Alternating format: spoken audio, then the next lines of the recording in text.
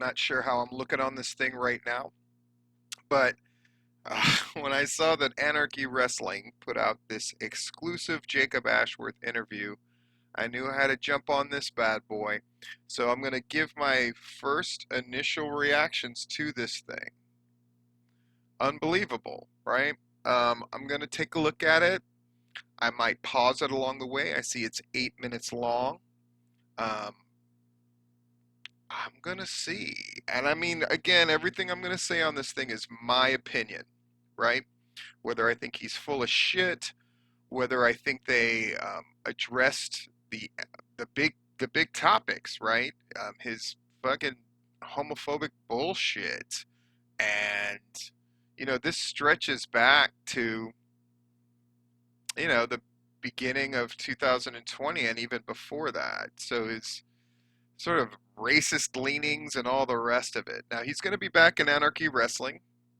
That's a thing. And I, you know, from what I've been told, it's being handled as properly as it can be. But this interview, while a bit of a shock, is certainly noteworthy. So let's just take a look at this damn thing.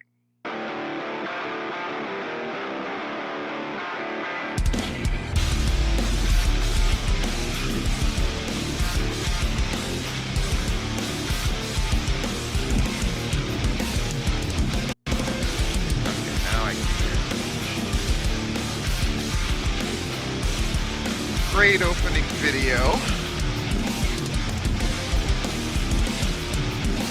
That pro look, sure. I would be shocked. Kick to the knee again. Going back to the old drawing board, but it looks like Logan Krieg has had about enough the end of him chopping at that same wood. 22.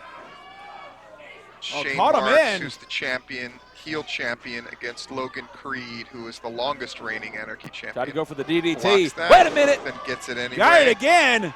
The Revelation covers 1, 2, 3. Oh, it's it. What?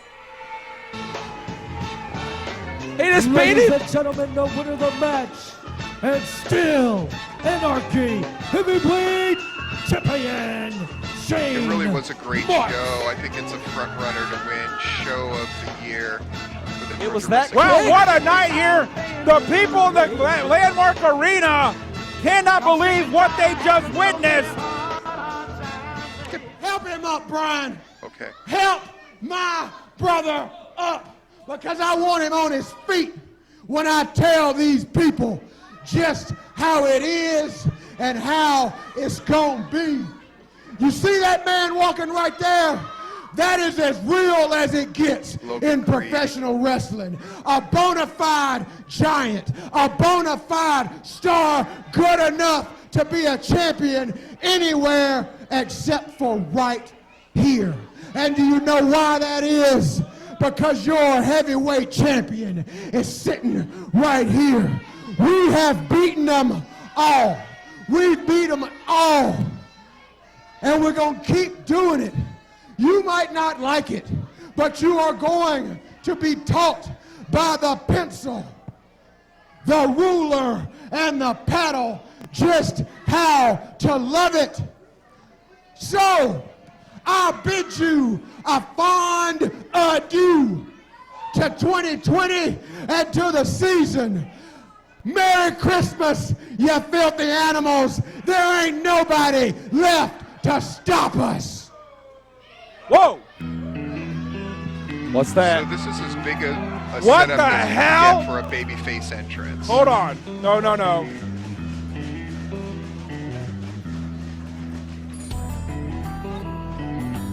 Crowd's obviously focused. You can What? see that first row focused on who's entering. I've heard that before. Yeah. The commentator's doing a great job of sort of like we've heard that before without spoiling it. Whoa! Oh my God! That's It's Jacob Jacob Ashworth! That's Jacob Ashworth returning!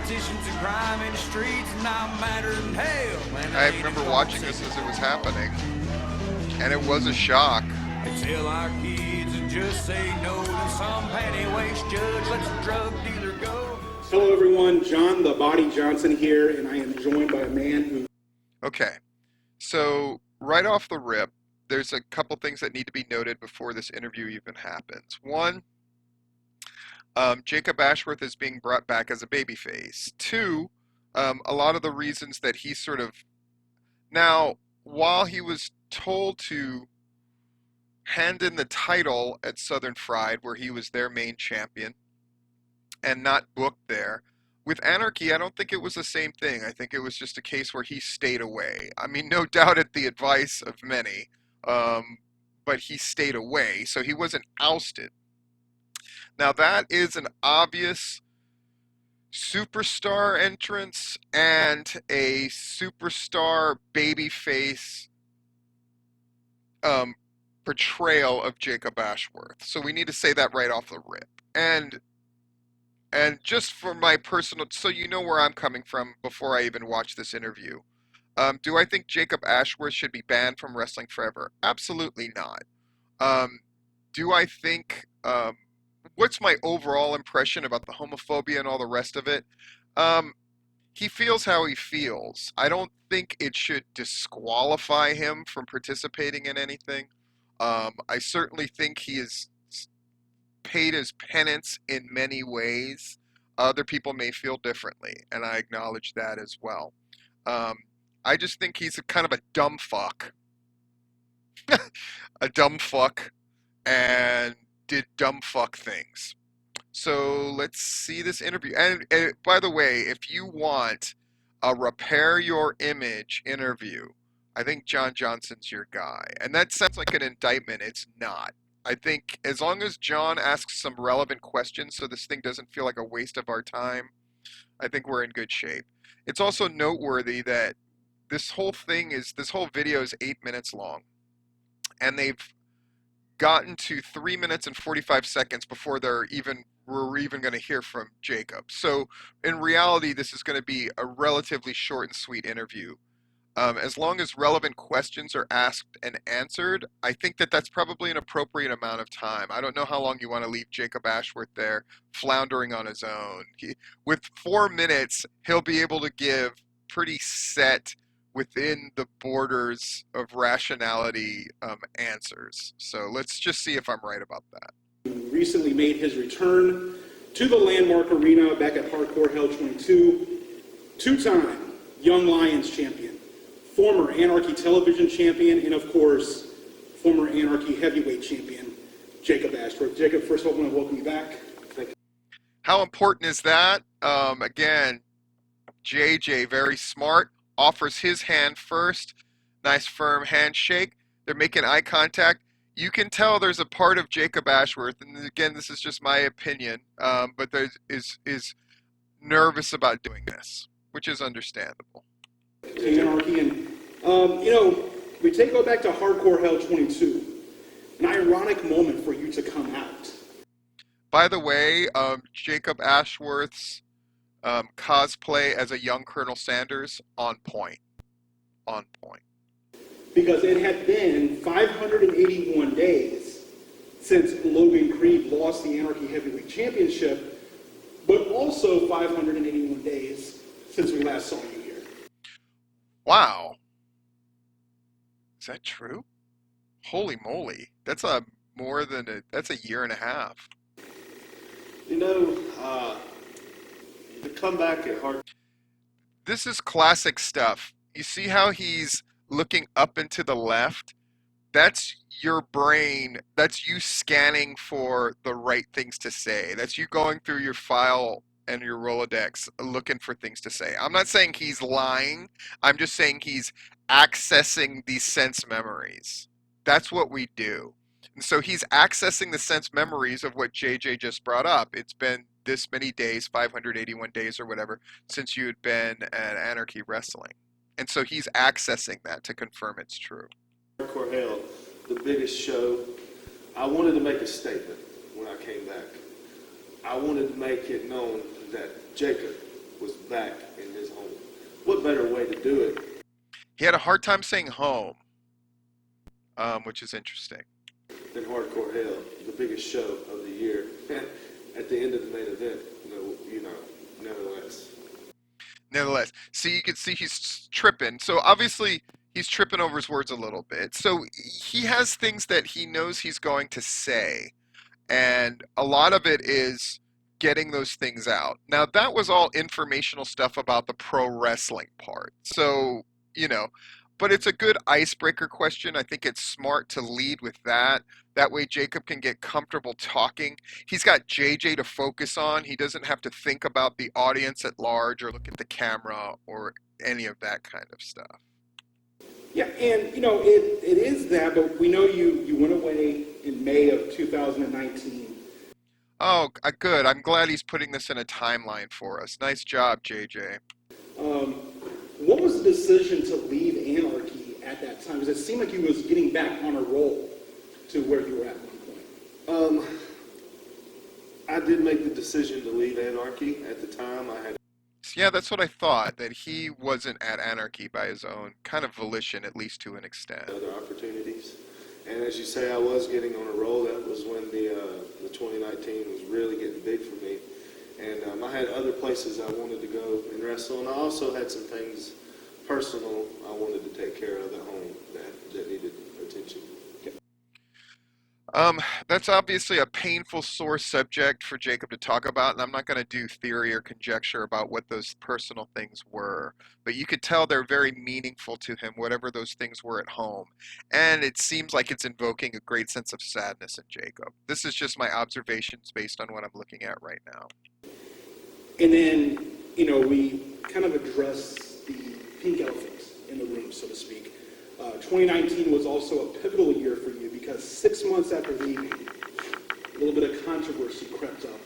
And JJ's trying to mitigate all this by using words like pretty much and little, but make no mistake about it. The thing that happened at the end of 2019 was Jacob Ashworth dropping an atomic bomb on his own career and being basically outed as a friggin' homophobic asshole who might be a racist asshole as well. And all of the brouhaha around that essentially sunk, let's just be real, it essentially sunk Southern Fried perception-wise, which they're still recovering from. And anybody who thinks otherwise. It cast a pall on everybody from David Manders to Southern Fried in general. It forced a lot of the wrestlers to sort of evaluate things. It really gave rise to these dumb shit opinions that have continued to sort of haunt all of us to this day from Garrison and the like. So it really was a big deal, but I understand JJ's trying to sort of ease and coddle Jacob into answering this question, this very difficult question of, but what about all that bullshit that you caused? your name was in a lot of places. You know, JJ, sometimes in life, you do. I think it was smart for him to address JJ by name, and he attempted to look at the camera to sort of connect with us as an audience. But it's too hard. He's going to have to continue to look at JJ as my prediction. Things that you're not proud of. Sometimes in life you do things in the spur of the moment when you're ticked off or mad, that you do things that you don't think about until you slow down and look back at what happened. I regret what happened. I regret the way that... Okay, so I'm not saying he was coached. I am saying that it was smart of him to say flat out that he regrets what happened. That's an important part of this whole process that they're trying to do here. He gives this sort of excuse of it was a heat of the moment thing that I did, and just as a reminder, he put out this video in a response because they were talking about different issues on this thread on Facebook, and his response was basically this sort of way out of proportion, you know, people aren't going to fucking hold me down and all this kind of shit, and homophobic stuff and all the rest of it. It was really disquieting. And so he sort of addressed it by going, and I say sort of in the real sense of that word, he's sort of addressing it by going, I was mad in the heat of the moment, but he does try to definitively say I regret it. That it hurt Georgia wrestling, and it did hurt Georgia wrestling. And there's that junction, what's your function? it is, it's been a saying that anything that happens before the word but doesn't count. And I'm not going to be that harsh about it, but clearly he's eager to move on from the apology part and the part of acknowledging his own fault in it and giving excuses for it to the next part. So we'll hear what that is right now. I'm back, I'm a different man, and I'm working on and willing and trying my best to make things better. And I believe coming back at Hardcore Hell was a big step for that, and I believe that 2021 will be an amazing, amazing opportunity for me here in Anarchy. Okay, that makes sense, where it's like, I can, the implication is I can do more good being around and showing everybody that I'm improving and I'm working on myself and that I'm going to make things right. I think that's good. And, without going into what Jacob would need to do behind the stage, I mean, I'm just between me, you, and the wall here. I mean, Hankins is the guy that's sort of quarterbacking this return of Jacob Ashworth, and I think he's the right guy to do it. And I think the number of steps that I've heard about, which I'll go into more on Patreon, but like, I think they're really good steps. So far, so good for this Jacob Ashworth de facto apology. Okay. And then I have to ask you this, and that's a great way to preface something, JJ. I have to ask you this because you do. I think so far I do not feel satisfied. It's like, what do you want, Steve? Do you want your pound of flesh and an apology? I'm like, no, but I think Jacob gave a pretty much my attorney wrote this out for me kind of explanation, and I think we need to hear more. And so JJ's smart to ask for more. And without going into great details, because I know that's a part of your past you want to put behind you, but... And JJ helps him out there. I know it's a part of your past you want to put behind you, but see how that word but, man, it makes all that, yeah, we're acknowledging all this, but let's fucking get to the nitty gritty. I like that. Given the context that was in some of your words. Ooh. And let's not mince, right? Implied racist stuff, overt homophobic stuff, and incredibly hostile stuff. And that must be noted, because it was incredibly hostile. I understand Hardcore Hell 22, but why the undeniable and why Shane Marks? Oh, pointing out, ooh, that's interesting, because undeniable and Shane Marks, right? Let me put it bluntly, they're black. And with the context and the anger and the vitriol that Jacob had in those really real words that he said, it wasn't a wrestling shtick. It was a young dude saying dumb fucking shit. And so that's a smart thing to address. I can't wait to hear how Jacob answers it. Yeah, Shane Marks. He takes the heavy sigh. And now you see how he's looking down? That isn't a looking down of shame. That's him scanning to make sure he says the right thing here. Because he's not looking up, if you're looking up, you're actually reaching for a memory. If you're looking down, and slightly to the left, that is, okay, let me make sure I answer this correctly by accessing the answer that I've either had prepared beforehand or was given to me. And I'm not judging on which one it is. I'm just saying, right now, Jacob Ashworth, body language-wise, and what I know about these things, he's accessing the correct answer. And he's got it ready to go. That's why he's heavy sighing, because it is a big implication. So is this a case of a racist dude coming after black guys? And he knows he has to answer this question correctly. That was just... The betrayal of the smile is, fuck, man, this is so uncomfortable for me, so I have to smile my way to kind of deal with this mentally. Now his answer. His love. I want to be the heavyweight champion in every building that I go to. Every promotion that I go, I want to be champion. Like you said, I'm a former heavyweight champion. I want to be in my home, and I want the gold back around my waist. He was much more comfortable saying home this time. And he gets to fall back on wrestling cliches, put the gold around my waist, all that kind of good stuff. But so I guess the premise is it just Shane Marks is who the champion happened to be. Ugh. I think he should emphasize that more. I'm hoping he does, because it just saying luck just sounds, it's not very, I don't know, it doesn't feel like a full explanation. It was just his luck of the draw that it was him. Here we go. But it's the title that I'm looking for, not Shane Marks. All right, well, fans, there you have it. All right, so he hammered the point home. It's the title I'm looking for, not Shane Marks. Jacob's face right there is one of like, oh, I got through it, but he feels kind of twisted up inside. Not because he lied necessarily, but because he had to answer a number of tough questions, and did so. Jacob Ashworth will be here at the Landmark Arena on January the 23rd for the Way to promote. God, JJ. JJ's fucking the best, is he not? 4th annual Bunkhouse Rumble. We'll have all that coming up and so much more. We want to thank you for joining us here on this Facebook exclusive. Jacob, I want to thank you. I was going to say it's important to get that handshake at the end. Last time, Jacob was caught almost unawares. He was very nervous. He kind of took his hand at the top. It's JJ that really led him through it. This time, JJ is able to present that handshake at an even level, and we'll see how Jacob is shaking his hand. Thank you for your time. I really do appreciate it. Yeah. Jacob really appreciates JJ. Look at his face right there.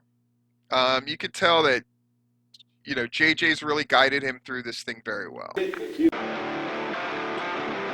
Interesting. Well, I'm going to go ahead and get this thing up. This has been my analysis of the Jacob Ashworth interview at Anarchy Wrestling. What do you think? Comment below. Let me know. See you guys later. Oh, I get the musical outro. I feel like a badass.